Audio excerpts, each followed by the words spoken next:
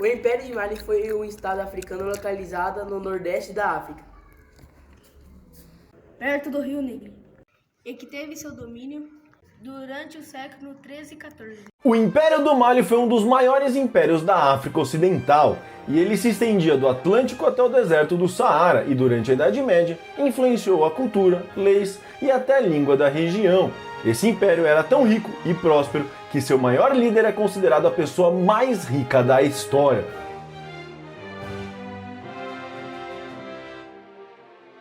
Olá pessoas, eu sou o Bruno de Palma e nossa jornada vai hoje para a África medieval. A gente vai falar sobre um dos maiores impérios do período, o Império do Mali, e também o do homem mais rico da história, o governante Mansa Musa. Bora falar sobre tudo isso, mas antes, já sabe, curte, comenta e compartilha os vídeos do Caverna para me ajudar a crescer o canal. Se inscreve se ainda não é inscrito. E bora falar da Tenda Medieval, uma loja incrível que você pode achar de tudo da Idade Média. Os caras têm faca, os caras têm escudo, os caras têm machado, tem caneca, tem hidromel, tem decoração e, é claro, tem espada. Um monte de espada, adaga, faca, tudo que você quiser da era medieval, de filme, de jogo, tem Game of Thrones, tem Senhor dos Anéis, tem de anime, tem um monte de coisa, então já sabe, primeiro link aqui embaixo, clica lá, confere a loja, dá um apoio pro Caverna e ainda usa o nosso cupom do Caverna para ganhar 10% de desconto.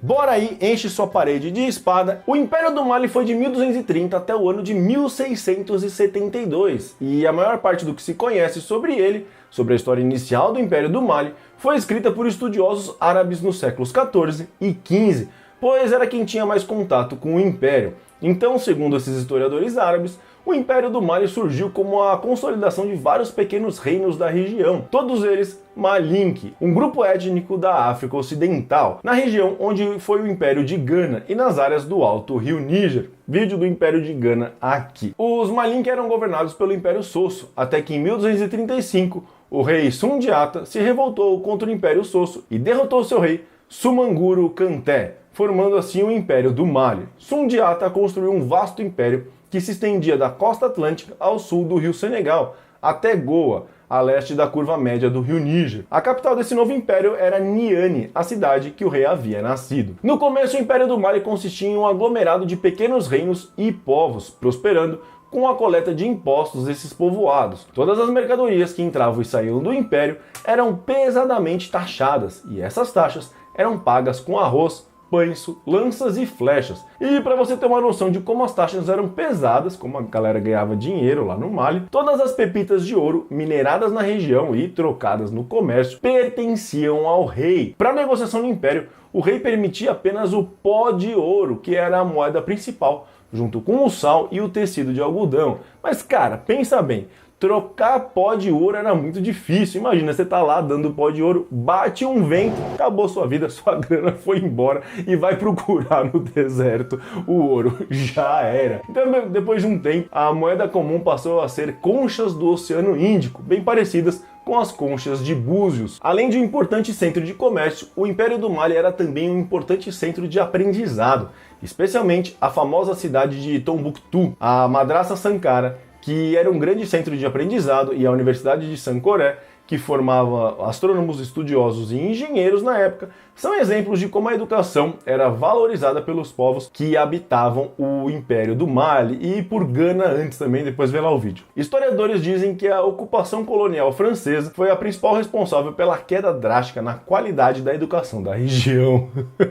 E além de um centro cultural importante na região, o Império do Mali também era um império multiétnico e multilingüe, com o islamismo sendo a religião dominante. Vídeo sobre o islamismo aqui, vê lá depois. Os governantes do Império do Mali adotaram o título de Mansa, que significa sultão. O fundador do Império do Mali, o Mansa Sundiata, foi um líder forte, tanto no sentido religioso quanto no administrativo, alegando ter uma ligação direta com os espíritos da terra, tornando-se o guardião dos ancestrais. Mesmo sendo um grande império com muitas riquezas, o Mali sofreu muito porque ele teve vários líderes incompetentes, uns merdas no governo, que só queriam a boa vida ao invés de governar, mas existiram algumas exceções. Uma delas foi o filho do fundador, o Mansa Wali, que é considerado um dos governantes mais poderosos do Império do Mali, sendo um ótimo administrador. Pouco se sabe sobre a sua história.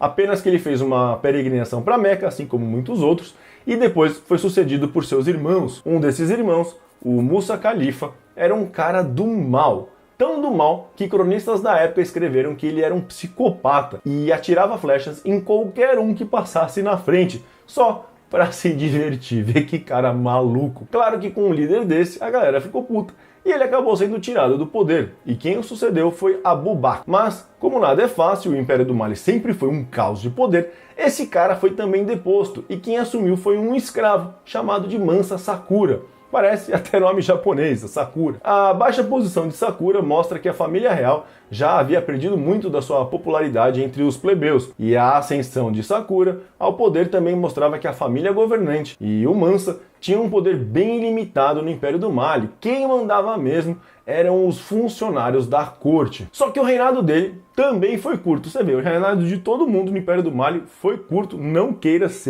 voltar no tempo e ser imperador do Mali, senão, ó. Isso porque depois de se converter ao islamismo, o Sakura fez uma peregrinação para Meca, quase todo mundo fez, sendo morto na viagem de volta pelo povo Danakil.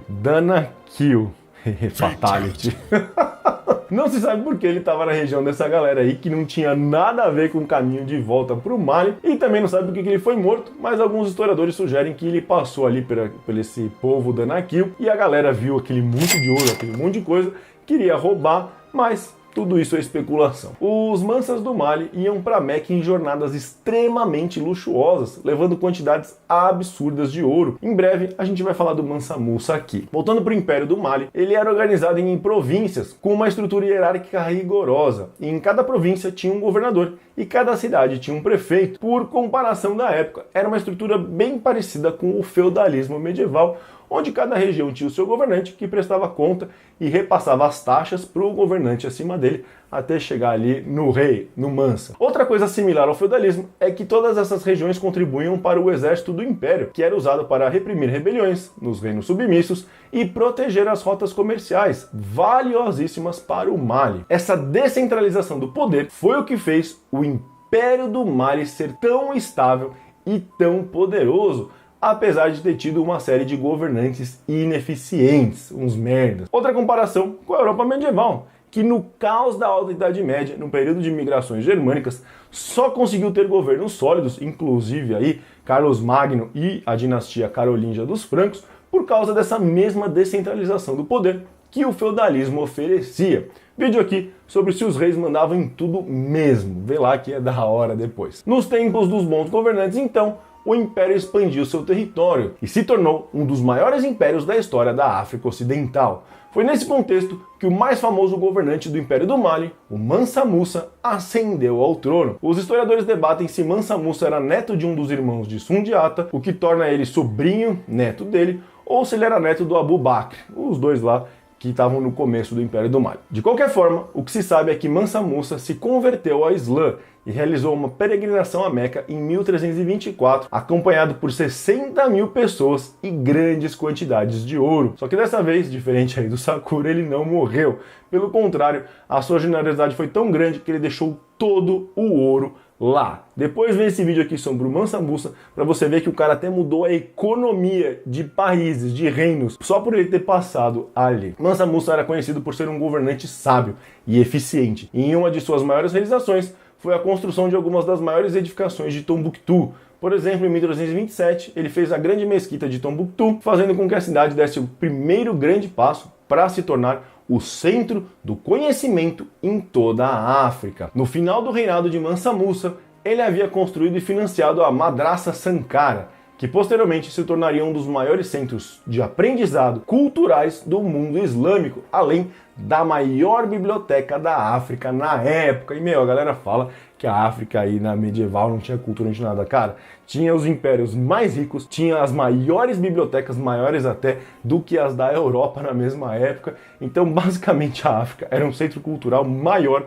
do que o europeu ali no século XII e XIII. Estima-se que a Madrasa Sankara, essa biblioteca que era uma universidade, tenha abrigado entre 250 e 700 1000 manuscritos, tornando-se a maior biblioteca da África desde a grande biblioteca de Alexandria. Algumas fontes afirmam que durante o seu reinado, Mansa Musa conquistou 24 cidades e suas terras circundantes, expandindo muito o Império do Mali. Ele faleceu por volta de 1337 e passou o título de Mansa para o seu filho, o Mansa Magan. Enfim, a partir daí o Império começou a declinar. Isso porque o Império sofreu com vários governantes ruins, assim, tinha muito mais ruins do que bom, e o reinado era muito curto. Isso a gente já viu desde o começo, que os caras entram e já saem. Então o trono passou por vários membros da família real e em certo momento foi tomado por um homem chamado Mahmud, que não era do Mali e nem fazia parte da família real. Ele era, na verdade, um funcionário da corte que trouxe o Império de volta aos trilhos, e ele se chama Maridarta, e era um vazir, ou o ministro. Ele assumiu o poder e governou agindo como regente por meio do rei Mansa Musa II. Durante o reinado de Maridarta, também conhecido como Maridarta III,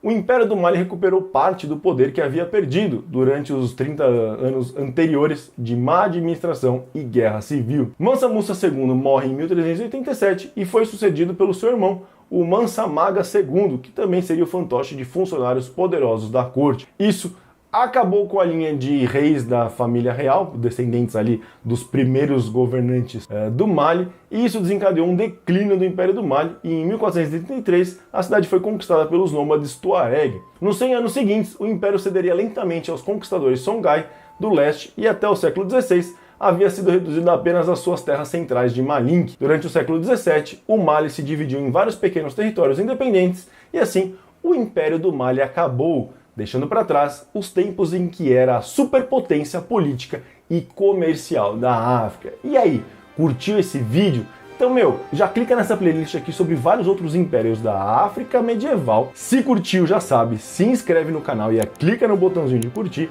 Nos vemos amanhã no próximo vídeo. Falou!